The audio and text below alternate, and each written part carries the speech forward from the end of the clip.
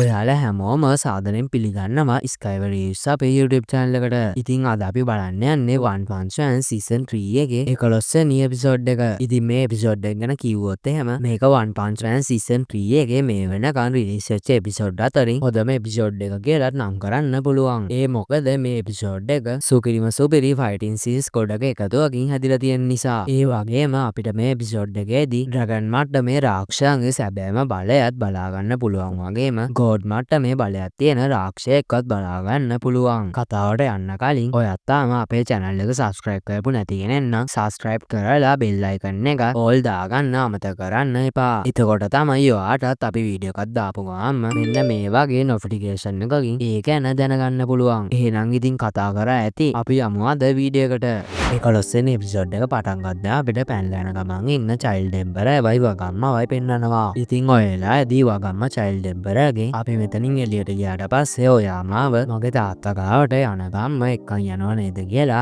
අහද්දී child emperor කියනවා නෑ මම ඔයාව එක්කගෙන යන්නේ එළියට යනකම් විතරයි. එතනින් එහාට අනිත් heroesලා තමයි ඔයාව එක්කගෙන යන්නේ මොකද මට අනිත් heroesලාට උදව් කරන්න යන්න වෙනවා. දැන් වගම්ම child emperor ගෙන් S class එකේ හැම hero කෙනෙක්ම වගේ ඔයාට වඩා වැඩිමල් ඒත් ඔයා තමයි යාලා හැමෝම මෙහෙවන්නේ ඒ ඇයි කියලා අහද්දී child emperor කියනවා එයාලා මට වඩා වැඩිමල් වුණාට එයාලා අතර කිසිම සහයෝගයක් නෑ. ඒක නිසයි මම යාලව මෙහෙවන්නේ. ඉතින් ඔයලාදී මෙයාලට එළියට යන දොර හම්බෙනවත් එක්කම ඊළඟ සීන් එකෙන් අද එපිසෝඩ් එකේ නම Top Dragons කියලා දාන ගමන් අපිට එළියට ඇවිල්ලා ඉන්න child emperor වයි වගම්මවයි පෙන්නනවා. දැන් child emperor එයා එළියට ආපු එක අනිත් heroesලාට transmit එකෙන් දැනුම් දෙනවා. හැබැයි ඉතින් මේ වෙලාවේදී මෙයාට ඒකට කිසිම reply එකක් නම් ලැබෙන්නේ නෑ. මේ වෙද්දී මෙතන supporting team එකේ heroesලා ඉන්නවා. දැන් child emperor සෙකින්ගල්ගෙන් මම මේ transmit එක පාවිච්චි කරන විදිය හරියට එයාලට කියලා දුන්න නේද කියලා අහද්දී child emperorව සංසුන් කරපු සෙකින්ගල් එයාලා සටන් කරනවා ඇති එයාලා තව ටිකකින් reply කරයි කියලා කියනවා. ඉතින් ඒත් එක්කම මෙයාට zombie man ගෙන් reply එකක් ලැබෙනවා. ඒ වගේම big god ගෙන් සහ my mask ගෙන් messages ලැබෙනවා. මෙයාට අන්තිමටම ලැබෙන්නේ atomic samurai ගේ reply එක.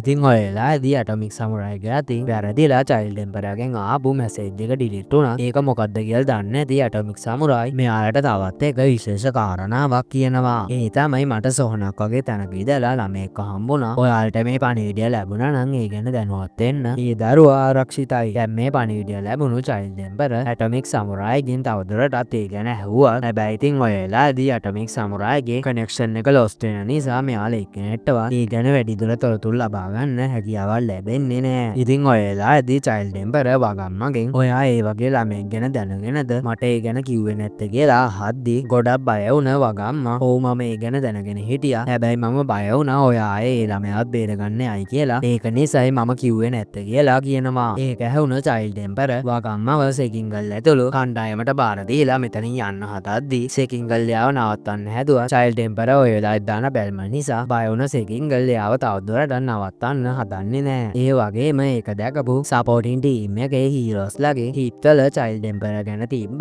ගෞරවය තව තවත් වැඩි වෙනවා. ඊළඟට අපිට අර වදුරෙක් වගේ රාක්ෂසත් එක සටන් කරන්න ලැස්තිලා ඉන්න atomic samurai පෙන්නනවා. දැන් atomic samurai යාව හඳුන්වා දෙද්දී මට ඔයා ගැන මීට කලින් කියෝරගෙරෝ කියලා දිනෝ කියපු ඒ monster තමන්වත් හඳුන්වා දෙනවා. ඉතින් මේ ඉන්නේ dragon මට්ටමේ ඉහළ rank වල ඉන්න black sperm කියන monster. දැන් සටන පටන් ගන්නවත් එක්කම විශාල අතක් හදාගෙන ඒකෙන් atomic samuraiට පහර දෙන්න හැදුවා. ඔයාව විනාශ කරන එක වතුර බොනවා වගේ වැඩක් කියපු atomic samurai එකපාරකින් ඒ අත කපනවා. හැබැයි ඉතින් ඔයලාදී ඒ අතට පනිනවත් එක්කම අපිට තේරුම් ගන්න පුළුවන් වෙනවා මේ monster ගේ පව එක වෙන්නේ තමන් වගේම තවත් පිටපත් හදන එක කියලා. දැන් මේ monster ඔයා මාව කොච්චර ඉරුවා කොච්චර කැපුවා මට පහර දුන්නා මාව පොඩි කරලා මාව ඇබරුවා මාව මිලියන ගණන් කොටස් වලට කැපුවා මට ප්‍රතිනිෂ්පාදනය වෙන්න පුළුවන් කියලා කියද්දී atomic samurai නැවත වතාවක් මේ monsterව දෙකට කපලා දානවා. දැන් atomic samurai ඔයා කොච්චර පිටපත් හැදුවත් මම මේ ඔක්කොම විනාශ කරනවා කියලා කියද්දී තාත් පිටපතක් හදාගත්ත මේ monster කියවනවත් එක්කම atomic samurai මේ monsterව එකපාරකින් විශාල කැබලි ප්‍රමාණයකට කපලා දානවා. හැබැයි ඉතින් ඒ කැබලි ඔක්කොම අර monster ගේ පිටපත් බවට පත් වෙනවා. ඔය වෙලාවේදී අපිට සුපිරි ෆයිටින් සීන් එක උත් බලා ගන්න පුළුවන් වෙනවා. දැන් මේ monstersලාට කොච්චර පහර දුන්නා එයාලා නැවත නැවතත් පිටපත් වෙන නිසාම atomic samurai තව තවත් ඒ වේගය වැඩි කරලා පහර දෙනවා. දැන් ඇටොමික් සමුරායි ඇටොමික් ස්ලෑෂ් කියලා එක ස්කිල් එකකින් මෙතන හිටපු හැම ක්ලෝන් එකක්ම විනාශ කරද්දී ඒ හැම කැබැල්ලක්ම ගානේ නැවත වතාවක් ප්‍රතිනිර්මාණය වෙනවත් එක්කම අපිට පෙන්නනවා මේ වෙලාවේදී මේ මුළු ප්‍රදේශයම වැහෙන්නම මෙතන ක්ලෝන්ස් විශාල ප්‍රමාණයක් තියෙනවා කියලා. ඒත් එක්කම එක ක්ලෝන් එකක් ඇටොමික් සමුරායිගේ කටෙන් ලේන්නම එයාට පහර දෙනවා. එතකොට තමයි ඇටොමික් සමුරායිට තේරුම් යන්නේ මේ මොන්ස්ටර් පිටපත් වෙන්න තමයි එයා ශක්තිමත් වෙන්නේ. ඒ මොකද ඒ හැම ක්ලෝන් එකකටම මේ මොන්ස්ටර්ගේ මුල් බලය තියෙන නිසා. දැන් ඇටොමික් සමුරායි විසිකනවත් එක්කම අසංඛ්‍යාත ක්ලෝන්ස් ප්‍රමාණයක් ඇවිල්ලා ඇටොමික් සමුරායිට හොදටම පහර දෙනවා. ඔය වෙලාවේදී අපිට පළවෙනි වතාවට ගොඩක් බලවත් ඇටොමික් සමුරායිගේ මූණ ලේවලින් පිල්ලා තියෙන විදිහත් බලාගන්න පුළුවන් වෙනවා. දැන් අර ක්ලෝන්ස් ටික සතුටු වෙද්දී මං ඔයාලා හැමෝම මරණා කියපු ඇටොමික් සමුරායි මෙයාලගේ උඩ තිබ්බ වහලය ඒ මොන්ස්ටර්ස්ලාගේ ඇඟවල වලට වටනවා. ඒත් එක්කම අපිට ඊළඟ සීන් එකෙන් සොම්බි මෑන් පෙන්නනවා. දැන් මෙයාගේ පිටිපස්සෙන් ආපු එක මොන්ස්ටර් කෙනෙක් මෙයාට කතා කරනවත් එක්කම මෙයා අනිත් පැත්ත හැරෙද්දිම ඒ මොන්ස්ටර් ගොඩක් බලවත් විශාල ප්‍රහාරයකින් මෙයාට පහර දෙනවා. ඉතින් මේ ඉන්නේ ඩ්‍රැගන් මට්ටමට එහා ගියපු බලයක් තිබ්බා. ඩ්‍රැගන් මට්ටමට නංගල්ලා ඉන්න හෝම්ලස් එම්පරර් කියන මොන්ස්ටර්. ඔය වෙලාවේදී මේ මොන්ස්ටර් S ක්ලාස් එකේ හීරෝස්ලා මෙච්චර ඉක්මනට විනාශ කරන්න පුළුවන්ද කියලා හිත ඉදිරියට යද්දී එකපාරටම ක්‍රියාත්මක වුණ සොම්බි මෑන් මෙයාට පහර දෙනවා. හැබැයි මෙයා ඒ ප්‍රහාරයෙන් බේරිලා සොම්බි මෑන්ගේ ඔළුව අලු වෙලා යන්නම සොම්බි මෑන්ට පහර දෙනවා. දැන් සොම්බි මෑන් බිම වැටෙනවත් එක්කම එයා නැවත වතාවක් අනිත් පැත්තට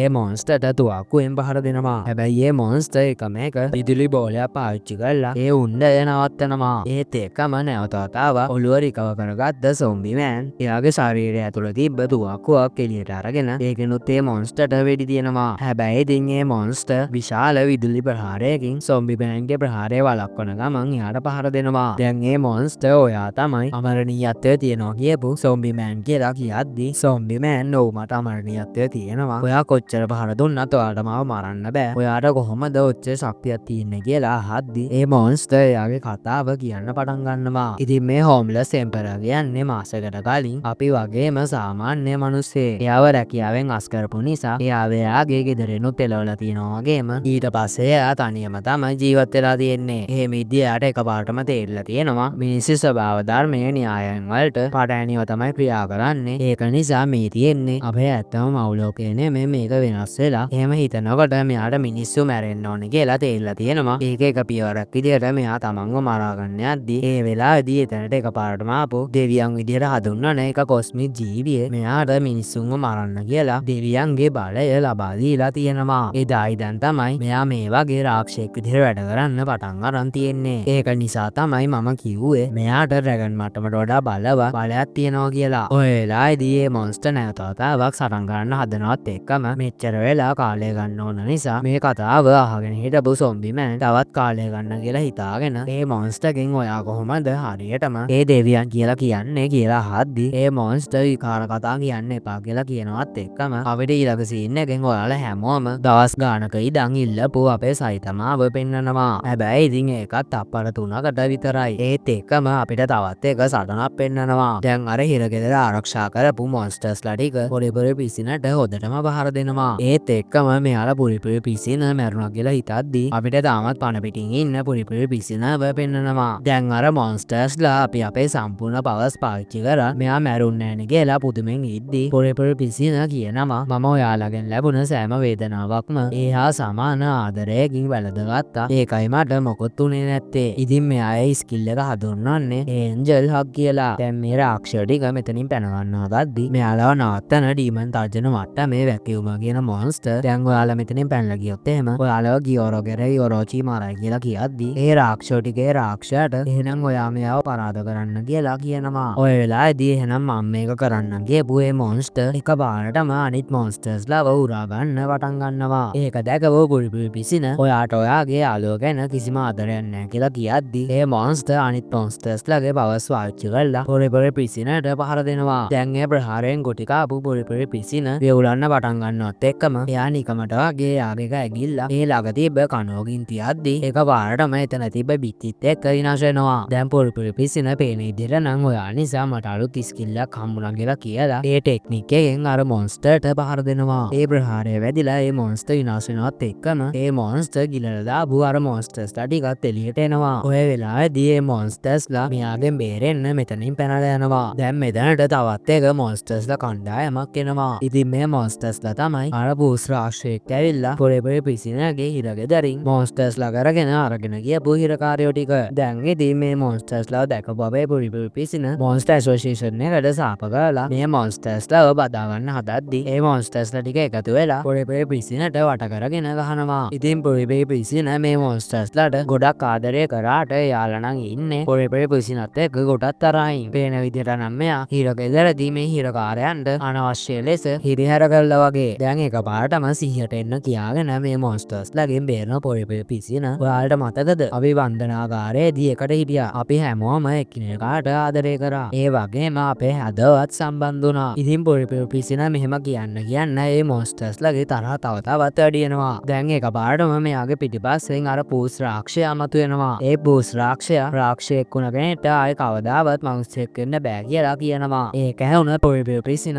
එකපාරටම අනිත් පැත්ත හැරෙද්දි ඒ මොන්ස්ටර් මෙයාට ගොඩක් ප්‍රබල ප්‍රහාරයක් එල්ල කරනවා. ඉතින් මේ ඉන්නේ රැගට් මට්ටමේ නියන් කියන මොන්ස්ටර්. දැන් තවදුරටත් පොරේ පිසිනට නැගිටින්න බෑ කියලා හිතපු ඒ මොන්ස්ටර් අනිත් මොන්ස්ටර්ස්ලාට එයාව බාර දීලා එතනින් යනවා. දැන් මේක තමයි අපේ අවස්ථාව කියලා හිතපු ඒ මොන්ස්ටර්ස්ලා ටික පොරේ පිසිනට පහර දෙන්න එනවා. හැබැයි ඉතින් ඔය වෙලාවේදී පොරේ පිසින ලේ ගලාගෙන නැගිටිනවා. ඊට පස්සේ පොරේ පිසින මම්මගේ ආදරණීයන්ව අනිවාර්යෙන් බේර ගන්නවා කියලා කියද්දි අපි ඔයාගේ පෙම්වත්තු නෙමේ අපි තමයි ඔයාගේ තරහකාරය කියපු ඒ මොන්ස්ටර්ස්ලා පොරේ පිසිනට දාගෙන පහර දෙනවා. හැබැයි ඉතින් පොරේ පිසින එක අඩියක්වත් හෙල්ලෙන්නේ නැහැ. ඒක දැකපු අර මොන්ස්ටර් මේ මොකද්ද වෙන්නේ කියලා බලද්දි පොරේ පිසින නම් හිතන්නේ එයාට දේවදූතයන්ගේ පියාපත් හම්බුණා කියලා. ඒත් එක්කම එයාට තේරුම් ගන්න පුළුවන් වෙනවා එයාගේ ශරීරය ඒ රෝම ආම එකක් විදිහට වැඩ කරනවා කියලා. ඒත් එක්කම ඒකට ඒන්ජල් ලාමා කියලා දාපු පොරේ පිසින අර මොන්ස්ටර්ට පහර දෙන්න එද්දි එයාව දැකපු අර මොන්ස්ටර්ට එයාව කලින් හදාගත්ත කාන්තාව ඒ මොන්ස්ටර්ට සලකපු විදිහත් මතක් වෙනවා. දැන් ඒ මොන්ස්ටර් එතන තිබ්බ පොඩි හිඩසත් භාවිතා කරලා එතන තිබ්බ විත්‍ය හරහා යනවා. හැබැයි ඉතින් ඒ මොන්ස්ටර්ව අතහරින්න කැමතිම නැති පොරේ පිසින ඒන්ජල් ක්‍රෝල් කියලා එක ස්කිල් එකක් පාවිච්චි කරලා බිම පීනන ගමන් ඒ මොන්ස්ටර්ගේ පස්සෙන් යන්න පටන් ගන්නවා. දැන් ඒ මොන්ස්ටර් ආය පාරක් අර හිරකාර මොන්ස්ටර්ස්ලා ඉන්න තැනින්ම මතුවෙද්දි එතන උඩ තිබ්බ බිත්තිත් කඩාගෙන ආපු පොරේ පිසින ඒ මොන්ස්ටර්ත් එක්ක සටන් කරන්න ලෑස්ති වෙද්දිම එයාට එකපාරම තේරුම් යනවා එයා උඩින් බිත්ති කඩාගෙන එද්දි ඒ බිත්ති ඇදලා අර මොන්ස්ටර්ස්ලා ටික මැරුණා කියලා. දැන් ඒකට අඩ දුක් වුණ පොරේ පිසින මම මේ ස්කිල් එක ඔයාලගෙන් ලැබුණ තෑග්ගක් විදිහට ගන්නම් කියලා කියද්දි එතන තාමත් බණ තිබ්බ එක මොන්ස්ටර් කෙනෙක් පොරේ පිසිනට සාප කරනවා. ඊළඟ සීන් එකෙන් අපිට පොරේ පිසිනගේ කෑ ගහිල්ලා අහගෙන ඉඳලා තියෙන අපේ සයිතමාව පෙන්නනවා. ඔය වෙලාවේදී මෙයා හිතන ගමන් කල්පනා කරන්නේ මේ වෙද්දිත් එයාගේ ගෙදර හොදින් ඇති නේද කියලා. ඒ වගේම එයා හිතනවා එයාගේ මාර්ගයට බාධා වෙන මොන්ස්ටර් කෙනෙක්ව අල්ලගෙන ඒ මොන්ස්ටර්ට කියලා මේක ඇතුලේ මාර්ග අහගන්න. ඔන්න ඉතින් අපේ සයිතමාවත් කාලෙකින් පෙන්නපු නිසාම දැන් තමයි හොඳම කොටස කියලා හිතුවා. සුපුරුදු පරිදිම අදත් අපේ කතාව මෙතනින් ඉවර වෙනවා. ඉතින් ලබන ඉරිදා රැට තමයි ඊළඟ එපිසෝඩ් එක රිලීස් වෙන්නේ. මම මේකේ රිවිව් එක ඔයාලට අනිවාර්යෙන්ම ලබන අඟහරුවාදා රාත්‍රී 7-8 අතර වෙලාවක දානවා. ඒ දාන වෙලාව ගැන මම ඔයාලට ඊට කලින් දවසේ පෝස්ට් එකකින් දැනුවත් කරනවා. ඒ වගේම දැන් මේ One Punch Man සීසන් 3 එක ඉවරුණාට පස්සේ ඔයාලා තවත් බලන්න කැමති movies, TV series, anime, donghua ඒ මොනවාම හරි තියෙනවා නම් පල්ලෙහින් කමෙන්ට් එකක් දාගෙන යන්න අමතක කරන්න එපා. එහෙනම් ඉතින් අදට මං යනවා. ඔයාලා හැමෝටම සුබ දවසක්.